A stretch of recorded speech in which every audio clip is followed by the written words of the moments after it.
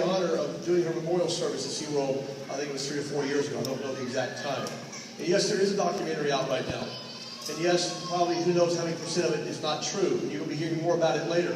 SeaWorld, being who they are in Busch Gardens, they had really not many comments or any comments after it aired.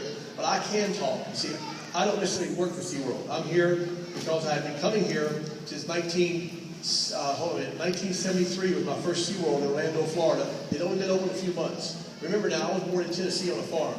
You think I ever saw a whale? I saw a big old fish in the Tennessee River. I've never seen a whale. So I was down there in a little old zoo with 4 employees in Sanford, Florida, outside Orlando. I took my 2 little girls, they were 5 and 3 at the time, to SeaWorld.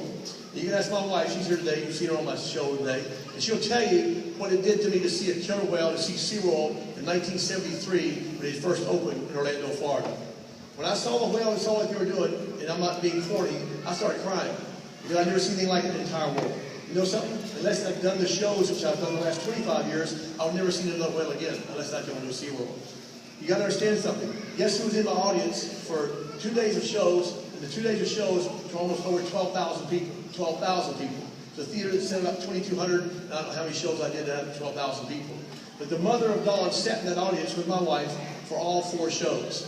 I went up to her about 2 minutes before the first show. I said, would you mind if I told the audience there, because I get a lot of questions about that when I'm signing autographs, about this, quote, documentary. Biased, not even only biased documentary, a horrid thing. And you know what? I asked her if I could single her out, not standing up, but just say, recognize you here. What does that tell you when the mother of a person who lived her life, by the way, at SeaWorld for over 15 years, that whale was her, like, beyond comprehension, let's say friend, beyond that, it was her family. She had no children. And yes, she gave everything, gave the ultimate there at SeaWorld to teach all of us about the whale. So did SeaWorld. They always do. I say we, I'm sure they will always continue to do that. But what happened to my friend Steve Irwin? Steve Irwin knew, he's a good friend of mine. What happened to him? He gave his life to bring us to the animal world. My wife knows if something happens to me, the same thing. Dawn's family, the same thing. And so when you take the death of a person, and you make a documentary as such as that is, as I told on the debate on Anderson Cooper several weeks ago, I hope they're very proud of telling something like that to a family that has to watch that the rest of their lives. When a lot of those things done there, folks, were so untrue, it's unbelievable. You'll be hearing more about that in the next few months to come. So I want to thank each and every one of you coming here, because without SeaWorld, without maybe the Columbus Zoo or the 220 zoos in this country and aquariums, how many people do you think get to see a killer whale in the wild in this country? About 1/10 of 100%. It costs $5,000 a person to go see a killer whale.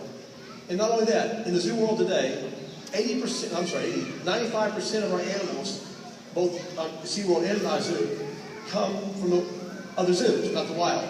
They come from what we do inside our parks now.